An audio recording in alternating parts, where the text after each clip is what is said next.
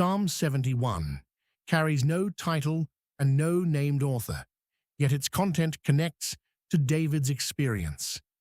The psalm reads as the prayer of an older man who has walked with God through decades of trial and deliverance. He knows what God has done. He knows what enemies can do. And he knows where to go when both realities press upon him at once. In thee, O Lord, do I put my trust. Let me never be put to confusion. Psalm 71, verse 1. The psalm opens with a declaration before it opens with a request. The psalmist does not begin by describing his enemies or cataloging his needs. He begins by naming where his trust is located. In thee, O Lord, do I put my trust. The phrase translated, put my trust, carries the idea of taking refuge, of fleeing to a place of safety and remaining there. This is not casual confidence. This is a man who has run to God and planted himself there. The request that follows grows from this declaration. Let me never be put to confusion. The word confusion here describes the shame and disorientation that comes when a person's trust proves misplaced.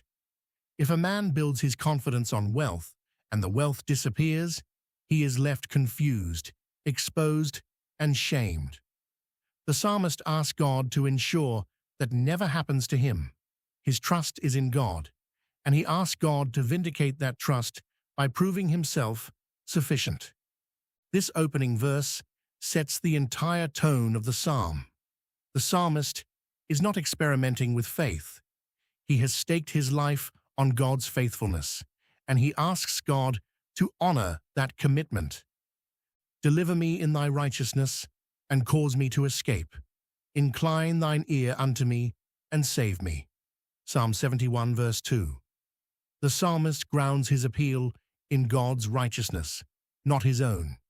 He does not ask God to deliver him because he deserves it. He petitions God to deliver him because God is righteous, and righteousness demands that God act within his own character and covenant. This is the same appeal David makes often throughout the Psalms. The verse contains 4 requests stacked together. Deliver me, cause me to escape, incline thine ear, save me. Each one adds a different dimension. Deliverance speaks to rescue from what holds him. Escape speaks to freedom from what surrounds him. The inclined ear speaks to God's full attention turned toward him. Salvation speaks to the complete work of God for his people. The psalmist is not asking for one small favor. He is asking for the full weight of God's intervention. The phrase, incline thine ear, appears throughout the Psalms and carries a specific image. It pictures God bending down to hear what a man cannot shout loud enough to reach heaven. The psalmist knows the distance between man and God, and he asks God to close it. Be thou my strong habitation, whereunto I may continually resort. Thou hast given commandment to save me, for thou art my rock and my fortress. Psalm 71, verse 3. The psalmist asks God to become his strong habitation, a permanent dwelling place of protection, rather than a location he visits only in crisis. The word continually carries the full weight of this request. He does not want occasional access to God's strength. He wants to live there.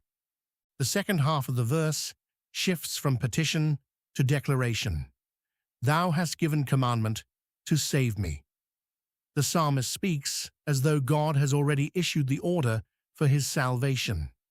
God's command to save his servant stands regardless of what enemies plan or circumstances produce. The psalmist closes the verse with 2 names for God, rock and fortress.